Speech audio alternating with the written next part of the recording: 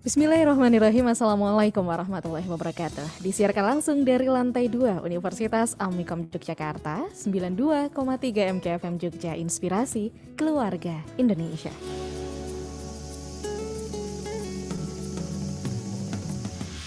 Alhamdulillahirrabbilalamin, sahabat MK kembali hadir di ruang dengar Anda. Kali ini program Jendela Amikom di setiap hari Jumatnya, sahabat MK, 6 Agustus 2021. Kali ini kita akan berdiskusi begitu ya, sahabat MK ya, atau mungkin juga berguru pada salah satu dosen dan juga sivitas akademika dari Universitas Amikom Yogyakarta. Ada Profesor Dr. Kusrini M.Com, Direktur Pasca Sarjana Universitas Amikom Yogyakarta. Yang kali ini kita akan bahas mengenai kolaborasi untuk mencapai prestasi, sahabat MK. Bagaimanakah kita bisa mencapai sebuah kesuksesan begitu ya, sahabat MK ya? Tentu saja tidak hanya berdiri sendiri, tetapi juga harus mempunyai teman, partner, ataupun saling berkolaborasi satu sama lain. Seperti apa Prof Rini begitu ya, sahabat MK ya?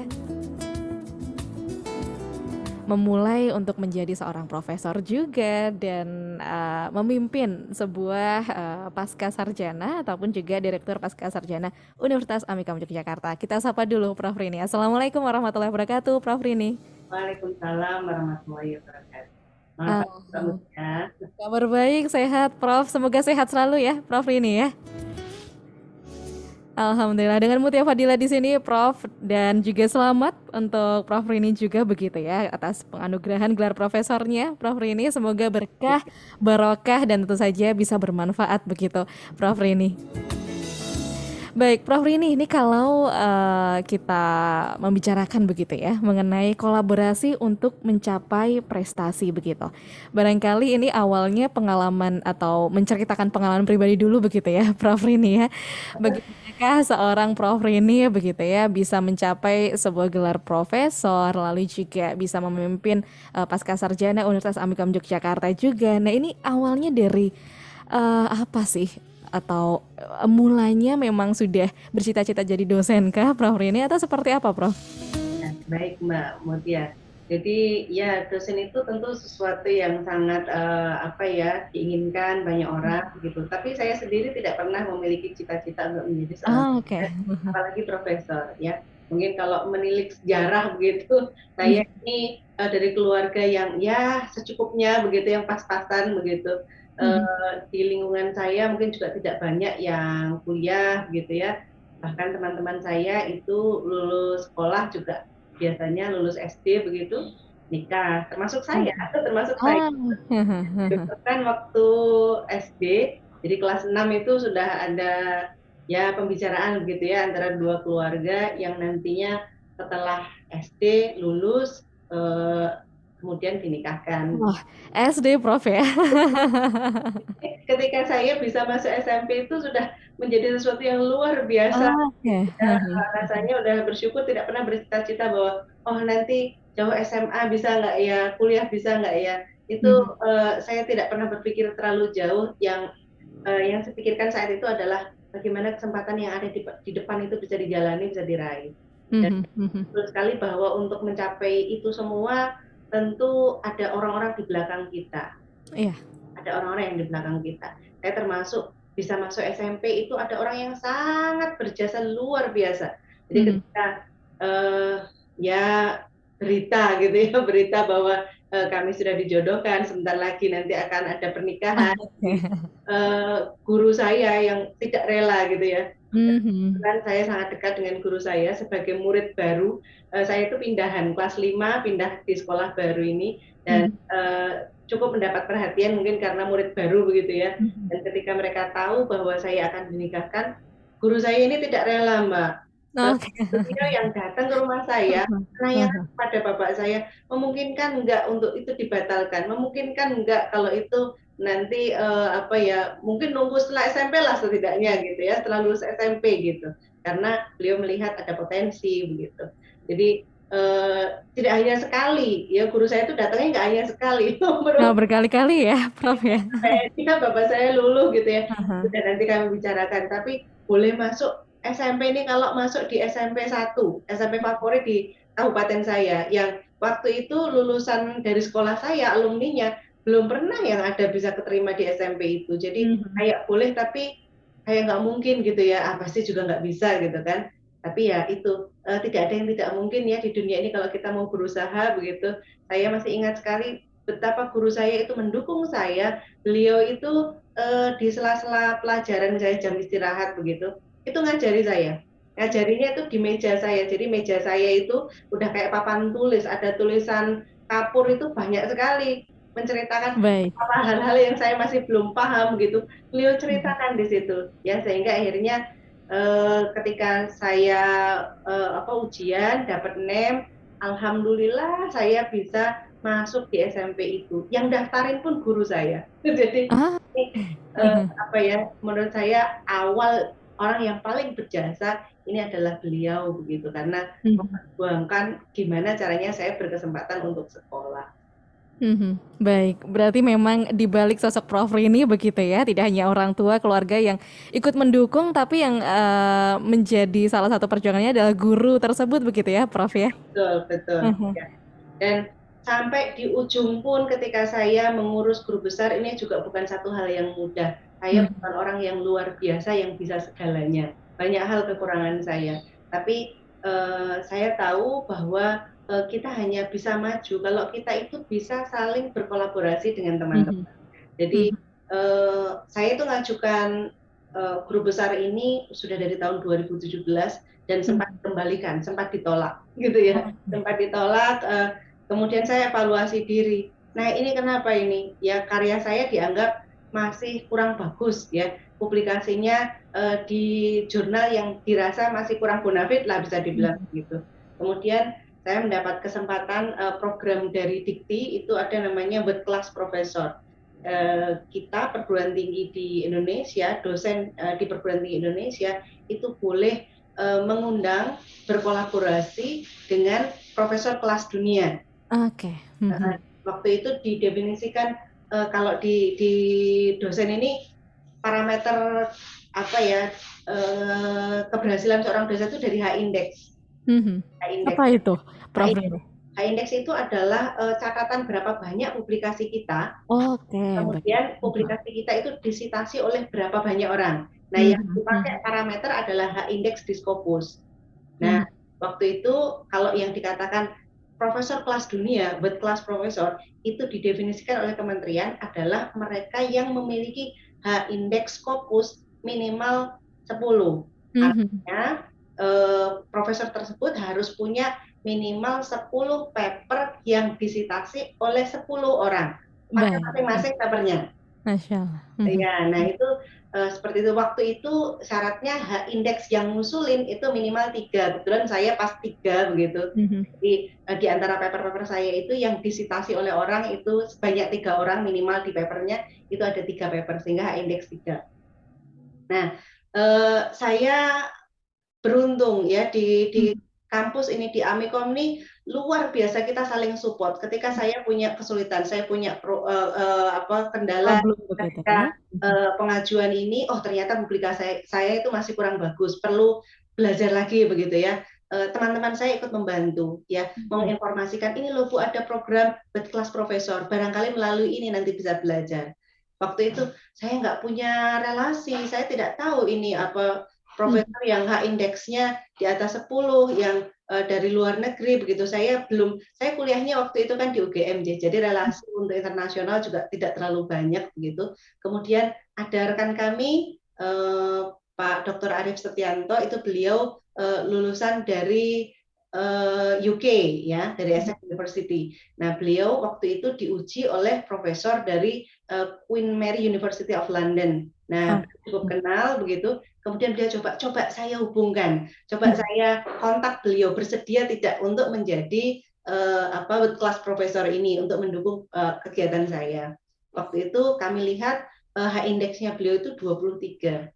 Jadi yang Mhm. masukkan sebagai WCP World Class Professor itu 10, tapi beliau itu H-indeksnya 23. Jadi tidak Aha, diragukan lebih ya. lagi kemampuannya. Cuman masalahnya mau nggak ya bantu kita gitu kan? Mhm. Mhm. Ya, Mhm. terus itu beliau kita undang, kebetulan kami membuat conference, international conference, itu saya, Pak Arief, bersama teman-teman yang lain, beliau kita undang sebagai pembicara, kemudian kita minta untuk sebagai pendamping di dalam world class professor program itu, yang goalnya adalah menulis minimal 1 paper dengan nanti bisa terpublish di jurnal yang berkaitan Internasional ya. dengan Q1 minimal. Oke. Jadi kalau kita publikasi itu ada yang nasional, ada yang internasional. Yang internasional Betul, betul. ada grade-nya, ada Oh ya. Q1, Q2, Q3, Q4. Nah, sebelumnya saya itu submit paper itu di jurnal dengan grade-nya Q3, Baik. waktu 3. Nah, itu masih diragukan oleh asesornya begitu ya. Nah, ini di program WCP ini nanti akan didampingi, kita kolaborasi bersama untuk menulis paper di jurnal Q1. Nah, ini kesempatan begitu kan, dan akhirnya beliau bersedia. Jadi ini rezeki banget ya buat saya.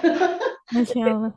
Ya, beliau bersedia begitu, kemudian saya proses ya, saya ajukan proposal ke kementerian untuk bisa mendapatkan pendanaan dan sebagainya. Akhirnya diterima, kami menulis pun saya tidak sendiri karena saya punya beberapa penelitian dengan tim begitu ya.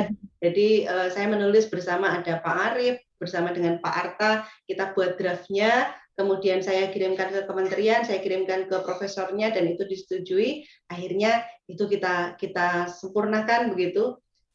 Waktu itu bulan Juli tahun 2019, profesor yang dari Queen Mary namanya Prof. Ibrul, beliau berkenan untuk datang ke Indonesia, Oh, kita oke. ketemu begitu ya.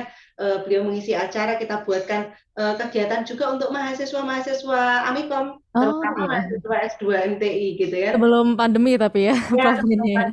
jadi kita belajar banyak, termasuk saya. Ya. Ya, gimana sih caranya nulis, triknya untuk bisa tembus di jurnal Q1 tuh gimana caranya, gitu kan? Nah, itu kita belajar banyak di situ. Kemudian belum selesai karena waktunya sangat pendek untuk menulis sebuah paper gitu ya, penelitian ini belum cukup. Jadi beliau memberikan PR kepada saya, ini yang harus diteliti lagi, ini yang harus eksperimenkan lagi. Saya bersama tim ya itu melakukan eksperimen, kemudian bulan September kalau nggak salah, September saya berkesempatan untuk berangkat ke UK dalam Oke. bulan ini. Jadi disupport oleh pemerintah, saya bisa 2 minggu untuk berangkat ke sana. Dan di sana 2 minggu, saya awalnya tuh kan draft sudah hampir selesai begitu ya. Saya pikir sudahlah nanti saya di UK ngapain ya 2 minggu gitu kan. Tapi ternyata di sana tuh luar biasa begitu. Waktu 2 minggu ini saya hampir tidak tidur gitu, tidurnya Masa cepat juga ya. karena ada eksperimen lagi yang harus saya Oke, lakukan ya. gitu ya. Sementara tim saya ada di Indonesia, jadi kita benar-benar ya harus jarak jauh saling untuk mendukung begitu. Tapi ini luar biasa. Saya merasa luar biasa. Saya banyak belajar dari sana. Saya itu ditempatkan di lab gitu, lab yang bersama dengan teman-teman dokter dan mahasiswa S3 dan postdoc di Oke. Queen Mary. Jadi Ah ya. saya eksperimen di sana, ketika saya ada kesulitan saya disupport oleh mereka, oleh mahasiswa-mahasiswa yang punya penelitian yang serupa dengan saya. Prof. Ibrul ini minta asistennya begitu, dibantu, didampingi gitu kan, kalau saya ada kesulitan dibantu. Nah, ini betul-betul saya seperti merasa punya keluarga baru di sana. Baik. Baik. Minggu ini betul-betul kita manfaatkan untuk kolaborasi begitu ya, sampai akhirnya kita buat paper yang kedua begitu di waktu 2 minggu ini, karena sayang kan udah jauh-jauh udah ketemu dengan pakarnya begitu kalau nggak dimanfaatkan. Nah, Sayang begitu ya, Prof. ya. Nah, akhirnya paper ini yang keterima di jurnal Q1 Oke. ya, di jurnal Q1, dan ini yang bisa menjadi pemenuhan syarat. Saya punya beberapa paper yang lain juga, tetapi ini yang utama karena syaratnya memang agak-agak tinggi begitu ya untuk profesor ini. Ya, jadi saya merasa bahwa keberhasilan ini bukan karena saya sendiri, tetapi banyak orang yang mendukung saya, termasuk tadi profesor yang ada di Queen Mary, asistennya beliau. Bahkan setelah kegiatan itu tidak berhenti ya, kami masih menulis beberapa paper, saat ini juga ada beberapa paper yang sedang kami kerjakan bersama. Bahkan yang mengharukan adalah ketika beliau punya project begitu, mereka punya project untuk membuat cukup besar, dananya tuh sampai hampir 300 miliar itu melibatkan sekitar 50 institusi, tidak hanya perguruan Oh. tinggi, termasuk perusahaan besar di Eropa, kemudian Brasil, Australia. Nah, mereka butuh satu negara lagi itu menambahkan Indonesia, dan saya minta sebagai perwakilannya untuk bisa di Oh, dalam riset itu. Masya Allah, Ya, baik. ini adalah sesuatu hikmah begitu ya. Kalau saya perjalanan menuju ke profesor, kenapa ya sulit ya? Kenapa ini papernya ditolak terus begitu? Bahkan ada paper yang sudah Q3 itu dienolkan oleh reviewernya begitu. Ini kan rasanya kenapa nggak cuma dikurangi saja, nilainya itu kan harusnya 40 begitu. Nah, ini ada yang tidak dinilai sama sekali karena dianggap tidak bisa memenuhi syarat. Ini saat itu tuh kayak ada begitu nyata gitu kan. Tapi Kecewa begitu ya, Prof ya.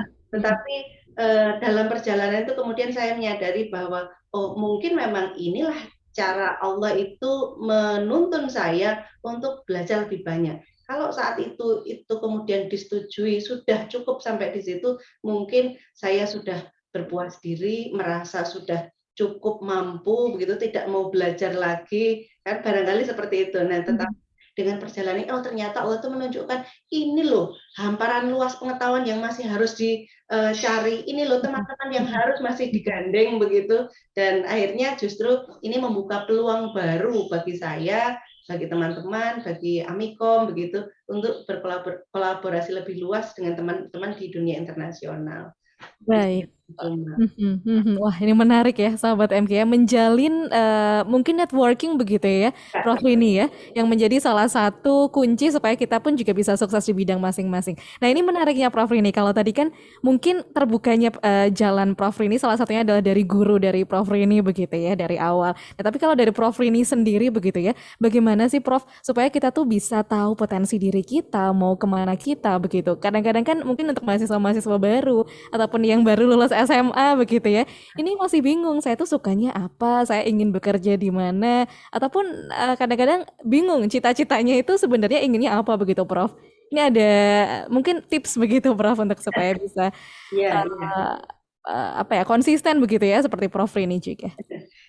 Kalau saya itu tidak terlalu berpikir yang sangat jauh, ya seperti saya sampaikan tadi, saya nggak pernah bercita-cita untuk jadi profesor, bahkan jadi dosen pun itu juga saya juga tidak pernah bercita-cita. Jadi seperti sebuah accident gitu ya, kecelakaan. Jadi dulu tuh saya pengennya jadi pengusaha. Jadi saya punya Oke. perusahaan, Mbak. Saya punya perusahaan, saya buat usaha sendiri begitu. Cuman ya karena dulu saya tidak belajar manajemen, tahu informatika tapi nggak bisa manajemen, jadi ya perusahaannya hidup segan mati tak mau begitu ya. Teman-temannya kabur gitu karena ketika saya sendiri ketika saya masih bisa full time di situ, mereka bersama saya. Tetapi ketika saya punya kendala, waktu itu saya hamil, melahirkan, saya harus off. Nah, ini gonjang-ganjing perusahaannya. Nah, waktu saya melahirkan, ada teman saya, teman kuliah saya, nengok lah ya, nengok ini uh, terus menginformasikan kenapa nggak mau jadi dosen saja gitu ya. Mungkin dengan potensi yang ada pada saya sangat besar kemungkinannya untuk bisa menjadi dosen. Waktu itu bahkan sebenarnya saya tidak memenuhi syarat ya untuk daftar di Amikom, lowongannya itu bunyinya harus masih single Mbak, single, Ah, menarik oke. dan seterusnya begitu. Tapi saya baru saja melahirkan. Tapi eh, ya saya mencoba saya masukkan saja, nanti biarkan mereka yang menilai. Terkadang sesuatu yang sudah dituliskan pun itu tidak bersifat saklek gitu ya. Ya, Jadi kalau kita tidak memenuhi di satu sisi bukan berarti kita harus sudah pasrah, oh berarti saya tidak bisa gitu. betul. Nah, ini yang penting itu mencoba, siapa tahu ada kesempatan. Nah, saya tidak menuliskan saat itu, saya tidak menuliskan status apakah sudah menikah atau belum gitu. Bagian kalau statusnya saya hilangkan ya. Tapi saya nggak bohong ya, saya nggak bilang kalau saya tidak menikah atau belum menikah, cuman saya hilangkan. Nah, itu saya dalam proses apa namanya seleksi saya lalui seperti yang lain. Kemudian pada saat wawancara saya ceritakan kalau saya Oh, sudah menikah. Tapi saya ceritakan itu ketika mereka sudah melihat potensi diri saya, begitu. Saya ingin memberikan mereka pilihan. Terserah apakah memang single itu menjadi sesuatu yang wajib dalam hal ini atau mereka bisa mempertimbangkan dengan kelebihan saya yang lain. Akhirnya waktu itu saya diterima ya di antara 63 calon dosen waktu itu saya yang diterima gitu. Nah, ini adalah sebuah sebuah langkah kenapa saya mengambil jadi dosen gitu ya. Bukan cita-cita saya, tetapi satu hal yang menjadi prinsip saya adalah di mana ada kesempatan itu kita ambil dan selama itu baik ya, baik untuk orang banyak, baik saya maupun orang banyak. Saya melihat dosen itu kan sebuah profesi yang sangat mulia. Kalau Betul. kita bisa membuat orang lain bisa, itu kan amal jariah ya Mbak ya. Ya, kalau kita bisa buat orang lain bisa, berarti kan ini adalah suatu tabungan bagi kita gitu. Betul, Tidak betul. ada salah dengan itu. Kemudian mungkin juga karena latar belakang saya yang belajar pun sulit begitu ya, mau sekolah itu sulit. Ketika saya jadi dosen, satu hal yang positif adalah saya mungkin bisa sekolah lagi. Jadi harapan untuk bisa sekolah lagi S2, S3 itu justru ketika saya menjadi dosen. Oke. Ketika saya bertemu menjadi dosen, oh saya tahu saya punya kesempatan untuk S2 dan begitu saya masuk betul langsung saya ajukan proposal untuk studi lanjut gitu ya, dengan berbagai polemiknya akhirnya saya bisa lanjut S2 S3 dengan pembiayaan dari pemerintah. Jadi bukan cita-cita banget gitu, tapi saya tahu bahwa dosen itu profesi yang butuh gelar minimal S2 waktu itu, maka saya ambil S2. Ketika saya selesai S2 saya berpikir begini, bahwa nantinya pasti kapanpun itu saya kan harus S3 begitu. Kalau saya sudah break, sudah berhenti, sudah dengan berbagai kegiatan, khawatirnya lupa, khawatirnya Ya, bangun mood itu sulit. agak susah, betul. Ya, waktu itu begitu lulus S2 saya langsung buat proposal untuk maju S3. Karena Oke. saya pikir pasti di belakang banyak aturan yang semakin sulit, kemudian kesempatan juga semakin sedikit karena beban pekerjaan pasti akan semakin banyak.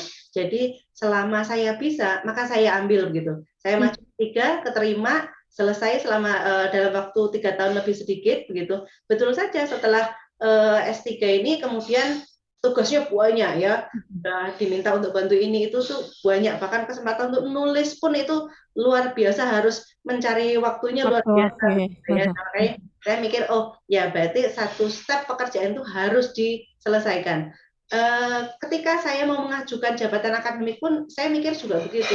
Nanti itu tugas seorang dosen, dosen itu akan diapresiasi, akan berguna bagi lembaganya hanya jika jabatan fungsionalnya itu tinggi karena akreditasi segala macam kan menggunakan itu. Maka saya memilih saya harus fokus di situ, saya harus menyelesaikan ini ya sehingga nanti saya lebih bermanfaat bagi lembaga saya, bagi perguruan tinggi saya. Cuman itu aja yang saya pikirkan.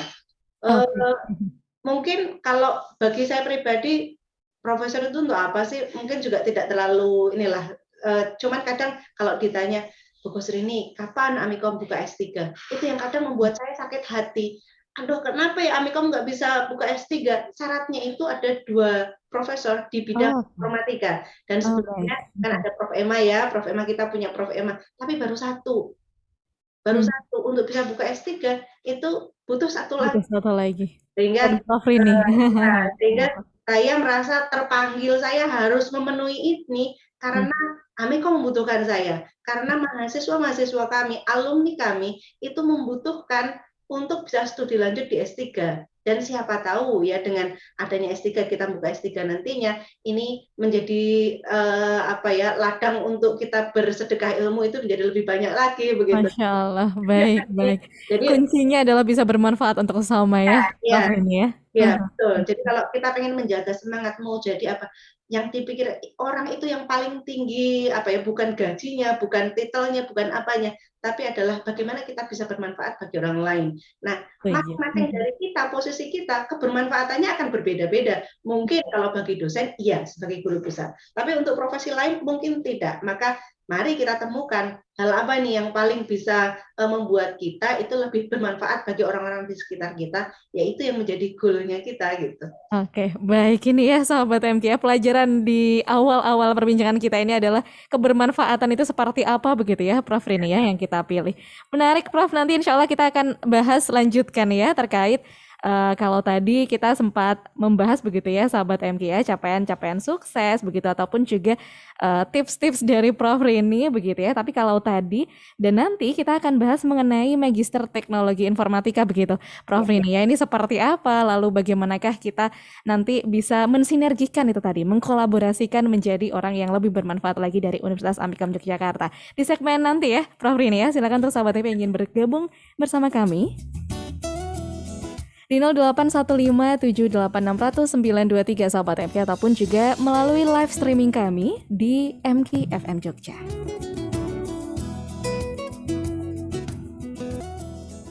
Terima kasih sahabat MK masih bersama kami di program Jadilah Amikom.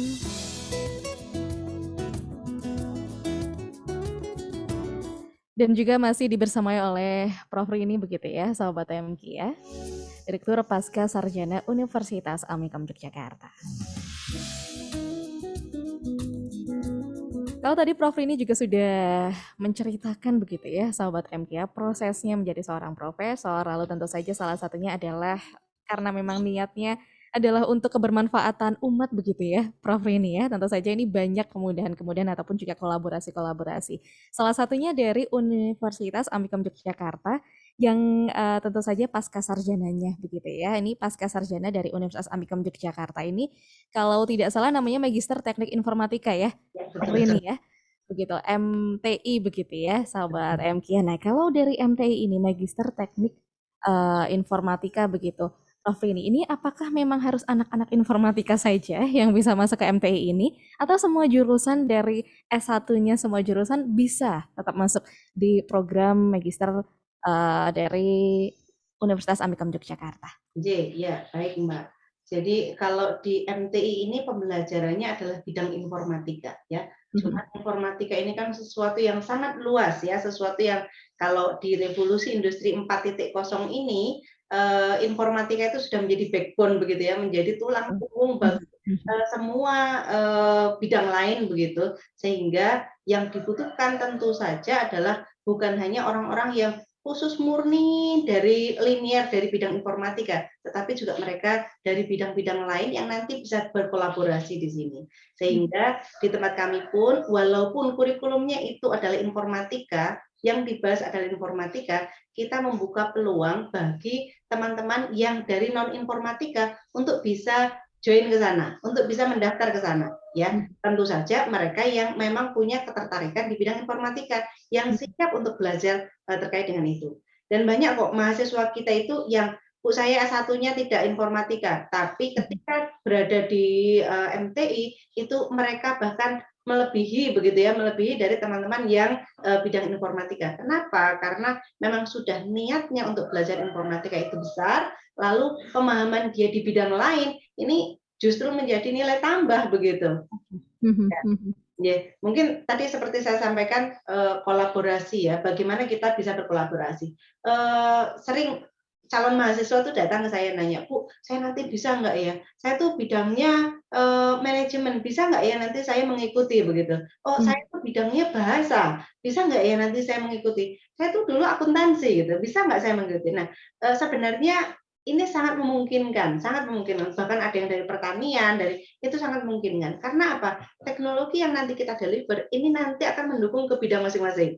Ya. Dan kalau kita seperti saya pengalaman pribadi juga tidak ada hal yang saya bisa kuasai keseluruhan itu tidak, tetapi ada satu hal yang saya bisa, saya kolaborasikan dengan teman-teman yang lain begitu untuk ini menjadi sesuatu karya yang lebih bermakna begitu. Nah, di S2 ini juga kita buat seperti itu. Ada teman-teman yang sudah sangat advance gitu ya, tapi ada teman-teman yang baru belajar.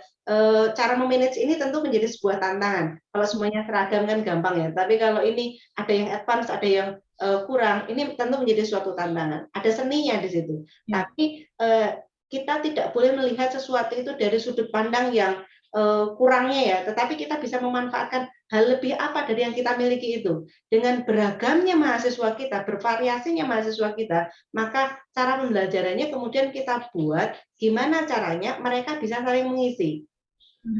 Jadi ada semacam gamifikasi begitu ya, bagaimana orang itu merasa senang untuk bisa memberi, bagaimana seseorang itu bisa belajar dari teman-teman yang lain. gitu. Jadi tidak hanya belajar itu dari dosen, tidak selalu, apalagi kalau di S2, mungkin dosen cerita tentang teorinya itu hanya sedikit, tetapi dosen itu akan memberikan pancingan, akan memberikan ini loh bagian yang harus kita pelajari, ini loh bagian yang harus kita lakukan, supaya nanti akhirnya kita bisa menguasai pembelajaran itu. Dan itu kita buat kelompok-kelompok, di mana satu kelompok ini nanti beragam, ada yang pintar banget, ada yang kurang, begitu. Gimana caranya membuat yang pintar tidak merasa, masa aku sama dia, gitu kan. Nah, ini gimana caranya?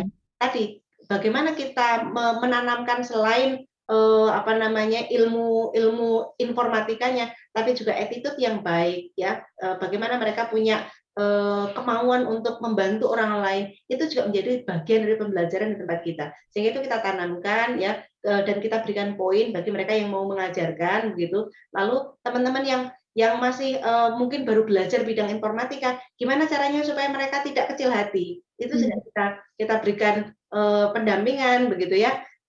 Dan sebenarnya mereka itu bukan orang yang kurang, karena mereka punya kelebihan di bidang lain. Jadi ini tuh harus saling melengkapi, gitu ya.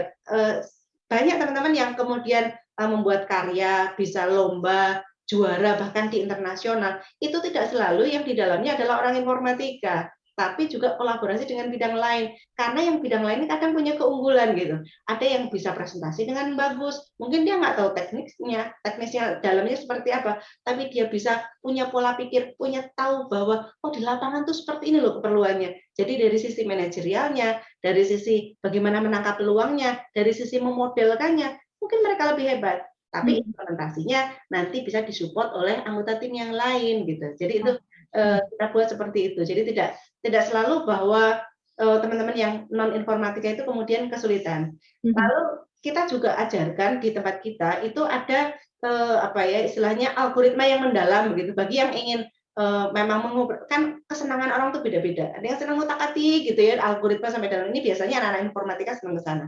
Tapi bagi yang tidak sampai sana, ya tidak apa-apa, cari tool yang bisa memanfaatkan itu, karena sekarang ini toolnya sangat banyak, ya, tool di bidang informatika, ya, data science, artificial intelligence, itu ada banyak. Bagi yang tidak mampu untuk masuk ke dalam, ya kita manfaatkan tool itu, kita evaluasi tool itu, kita optimasi tool yang ada untuk secara pragmatis itu bisa membantu kebutuhan di lapangan, gitu. Baik, baik. Berarti memang mengkolaborasikan begitu ya keahliannya masing-masing ya, Prof. Rini ya. Iya. Baik. Lalu untuk perbedaan begitu, Prof, dari magister dari Universitas Amikam Yogyakarta ini dengan universitas yang lain begitu ya, ataupun keunggulannya sebenarnya seperti apa?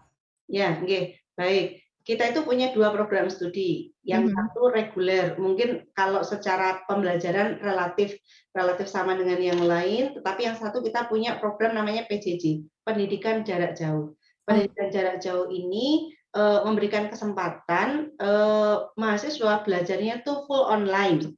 Jadi, dan kita itu satu-satunya program studi S2 bidang teknik informatika dan rumpunnya termasuk ilmu komputer, sistem informasi dan sebagainya, itu satu-satunya itu adalah kita yang mendapatkan izin untuk menyelenggarakan pendidikan jarak jauh. Nah, pendidikan jarak jauh ini mahasiswa belajarnya sampai kalau orang mungkin gini, mikir saya itu kuliah dulu apa kerja dulu, begitu ya.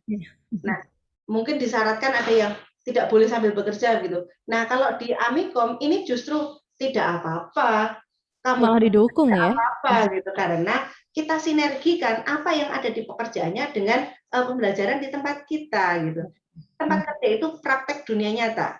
Betul-betul ada objek di sana. Nah, sekarang gimana caranya teori-teori yang di tempat kita, pembelajaran di tempat kita itu masuk dipraktekkan di sana, kan gitu. Nah, kemudian kita ngatur gimana caranya pembelajaran online ini bisa diikuti mahasiswa di seluruh Indonesia dari mana saja tanpa mereka harus datang ke Jogja. Nah, ini tentu sudah menjadi suatu pembeda. Dan kalau di mahasiswa S2 yang rata-rata itu sudah bekerja begitu, mereka kesulitan. Bu, saya itu guru misalnya ya di Sulawesi. Kalau saya harus ke Jogja, murid saya siapa yang ngajar? Nggak ada gitu kan. Nah ini, Bu saya itu di perusahaan gitu kan, banyak juga mahasiswa kita yang di perusahaan. Nah kalau saya harus ke Jogja bolak-balik, lah itu transportnya aja itu sudah berapa banyak begitu kan. Tapi kalau di MTI Amikom, di PJJ, ini bisa full online, mereka tidak perlu memikirkan itu ya. Saat ini sampai jam 3 bekerja, 10 menit kemudian kuliah bisa gitu kan. Bisa. Nah, Baik. supaya waktunya juga tidak bentrok dengan mereka, itu kita berikan jam kuliahnya itu sore hari, jam 3:10 sampai dengan jam 5. Itu mereka kuliahnya setiap hari begitu, sehingga harapan kami di pagi hari mereka bisa menyelesaikan tugas utama mereka, yang ngajar, yang di perusahaan ya silahkan begitu kan. Mereka tetap melaksanakan itu, sore harinya untuk pengayaan untuk bisa kuliah. Nah, kuliahnya itu tidak hanya pada saat tatap muka saja, tapi kita siapkan bahan-bahan, ada videonya, ada pembelajaran yang lain, materi-materi yang lain yang bisa diakses mereka kapan saja, bisa di malam hari, bisa di siang hari kalau mereka ada waktu begitu. Tapi kita konfirmasikan dengan tatap muka online itu di jam 3:10 sampai dengan jam 5. Sehingga harapannya ini betul-betul efektif begitu ya. Kemudian kurikulum kita, baik di PJJ maupun di reguler, MTI reguler, itu yang mungkin berbeda dengan tempat lain adalah kita bisa selesai dalam waktu 1,5 tahun. 1,5 tahun ya? Iya, 3 semester saja. Nah ini kalau kalau mungkin di perguruan tinggi lain, suami saya itu sering bilang begini, ini dosen Amikom nih kayak agak-agak ini ya, apa murahan gitu, tidak menjaga image, dia bilang gitu. Murahan dalam arti positif ya. Murahan dalam artian begini, kalau dosen yang lain itu mungkin dicari itu susah. Dosennya itu mahasiswanya harus nyari gimana apa bisa konsultasi dengan dosen. Iya. Dosen-dosen di Amikom, di MTI ini karena kita basisnya adalah pelayanan. Bagaimana kita bisa melayani? Bagaimana kita punya misi? Anak-anak itu bisa lulus 3 semester. Ini kita menjemput bola. Jadi dosen itu justru yang mencari mahasiswa. Kalau mahasiswanya nggak muncul-muncul, kita ini WA, kita buat forum, hayo ada masalah apa begitu kan? Sehingga ini upaya kita supaya mereka itu bisa selesai 1,5 tahun.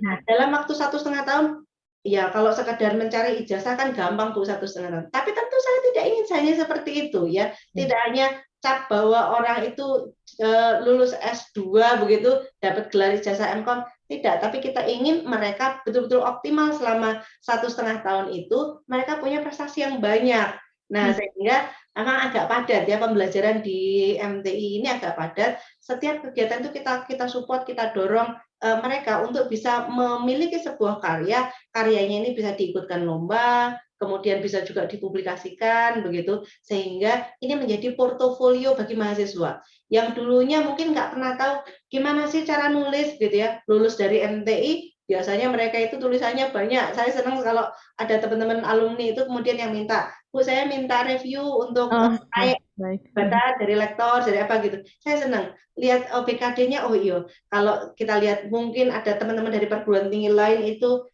ngisi bagian penelitian itu sulit, publikasi itu sulit. Tapi alumni-alumni kita itu tuh mereka punya tulisannya tuh banyak gitu. Itu membuat kita terharu. Oh, artinya bahwa apa yang kita lakukan di dalam perkuliahan itu ternyata memberikan bekas, memberikan pengalaman gitu. Kemudian di tempat kita juga kita bimbing mahasiswa itu untuk bisa ikut lomba gitu kan. Nah, dengan lomba ini akhirnya mereka punya portofolio nih. Pernah juara di sini, di sini. Kalau di awal tuh kan ikut lomba itu bukan sesuatu hal yang mudah ya. Orang tuh deg-degan, Betul. orang tuh takut. Bu, apa ya bisa saya ikut lomba begitu kan? Harus yang prestasinya juga lumayan Karena mentereng begitu ya. di satu mata kuliah itu saya kan memang di tugasnya itu step by step sampai menjadi sebuah karya begitu. Kemudian begitu selesai, saya kasih bonus ya bagi yang mau mengikutkan lomba. Kebetulan kita menyelenggarakan di Amikom kan ada kompetisi-kompetisi lokal gitu, seperti Amikta, Amikom City Award itu. Saya minta minimal kalian kirimkan produknya, nanti saya tambahi poin. Yang tadinya yang B gemuk mau A nggak bisa gitu kan. Nah, kalau mau mengikutkan lomba nanti bisa dapat A begitu Ya. kan. Jadi akhirnya mereka tuh curhat gitu, Bu, tapi saya tuh nggak pede gitu ya, karya saya seperti ini. Nah, sebenarnya ini kan masalah bahasa. Bagaimana kita membuat karya ini diakui atau diapresiasi atau tidak, itu tergantung bagaimana kita mengemasnya. Mereka sudah punya, tinggal gimana caranya membuat mereka percaya diri, membungkus itu menjadi sesuatu begitu. Nah ini dengan dipaksa tadi. nggak apa-apa, wong submit aja kok. Saya kan cuma butuh submit, nggak butuh juara. Kalian submit aja. Tapi Ya. begitu submit, nanti ada apresiasi. Oh iya, ini ada perbaikan di mana gitu kan. Nah, ini otomatis mereka akan meningkatkan lagi tanpa disuruh. Itu mereka meningkatkan. Dan ketika mereka juara, dan ternyata banyak yang juara gitu, Mhm. mereka laporan. Ya, hampir semua kategori itu juaranya dari MTI begitu. Nah, itu Oke. mereka laporan, Bu, ternyata saya bisa gitu kan. Ternyata saya mampu yang selama ini nggak menyadari gitu. Nah, Mhm. setelah Mhm. itu tuh nggak usah disuruh ada kompetisi apapun, itu mereka sudah daftar sendiri. Sehingga kita itu sudah dapat laporan, Bu, saya kemarin juara di mana, juara di mana. Nah, ini adalah sesuatu yang membanggakan. Jadi 3 semester itu betul-betul kita optimalkan dan tidak hanya kita dorong saja, tapi kita berikan tempat, kita berikan apresiasi, termasuk kejuaraan itu nasional internasional itu boleh menjadi tesis. Jadi tesisnya itu kita berikan pilihan, ada yang jalur umum, ada yang jalur lomba, ada yang jalur jurnal internasional bereputasi begitu. Karena kita tahu setiap orang tuh unik, setiap orang tuh punya potensinya masing-masing. Jadi kita mencoba mana nih keunggulan kamu, potensi kamu di mana. Gunakan itu, pakai jalan itu begitu ya, sehingga nanti bisa disinergikan untuk bisa penyelesaian studinya. Makanya yang berprestasi kalau di tempat lain mungkin berprestasi itu jadi molor lulusnya, kalau di tempat kita prestasi itu dipakai untuk lulus gitu. Nah, dipakai ada nilainya juga begitu Ya, ya. sehingga nanti bisa cepat. Kalau ada yang ngeluh, Bu, saya tuh sibuk di perusahaan gitu ya, pekerjaan saya banyak ini. Pekerjaannya apa? Kan kita pekerjaannya apa? Apa kegiatan di sana itu apa? Ada permasalahan apa di tempat pekerjaannya? Kenapa nggak itu dibawa aja? Oke. Bawa Mhm. aja ke penelitiannya. Jadi kita bantu gitu kan, kita carikan solusinya untuk penyelesaian itu dan setelah itu dibawa lagi ke organisasinya, ke perusahaannya, menyelesaikan masalah di sana. Jadi sekali dayung 2 3 pulau itu terlampaui gitu. Nah, Mhm. kita coba bawa ke sana kalau di Oke. MTI. Mhm. Baik, ini ya menariknya ada dua jalur dan ternyata ada PJJ-nya juga begitu ya, Prof. Rini ya. Tidak Ya, hanya ketika pandemi, tapi besok setelah ya, pandemi pun betul. tetap Karena kita sudah dapat ada ya. izin. Mhm. Baik, nah ini kan biasanya Prof untuk mungkin ini pembahasan terakhir begitu ya di kesempatan hari ini kan kalau ada mahasiswa yang ingin masuk S2 begitu ya. Ini kan kebanyakan oh S2 ini adalah prediksinya jadi dosen begitu. Ya, Nah, ya. selain jadi dosen jadi apa lagi sih Prof untuk Tidak selalu tidak industri. magister teknik informatika tentu saja kan banyak begitu ya. Betul, betul. Iya, ya, karena sekali lagi bahwa kita itu sudah masuk era revolusi industri 4.0 bahwa semua bidang itu nanti backbone-nya adalah informatika. Kita butuh orang-orang yang akan menjadi manajer informatika, ya, CTO-nya di sana. Nah, Hmm. eh, siapa yang bisa mengerjakan ini? Kalau lulusan S1 itu mungkin nanti jadi programmer, ya, jadi pelaksana. Tapi siapa yang akan memikirkan bagaimana jalan ceritanya di dalam perusahaan ini? Bagaimana IT itu bisa mensupport? Tentu ini butuh orang-orang yang kemampuannya lebih tinggi, ya, melihat sisi informatikanya lebih luas, begitu kan? Nah, ini adalah teman-teman S2. Dan ini banyak di perusahaan yang banyak perusahaan yang membutuhkan itu. Baik itu di perusahaannya sendiri dia bekerja ataupun mereka sebagai konsultan. Ya, lulusan kita jadi konsultan juga banyak begitu ya. Jadi biasanya di perusahaan software house atau apa begitu, mereka akan menjadi konsultan bagi perusahaan-perusahaan lain, bagi dinas-dinas di pemerintahan begitu. Dan kalau kita lihat di tender kalau ada pekerjaan lelang begitu, itu sekarang tuh syaratnya untuk bisa menjadi tenaga ahli S2 loh.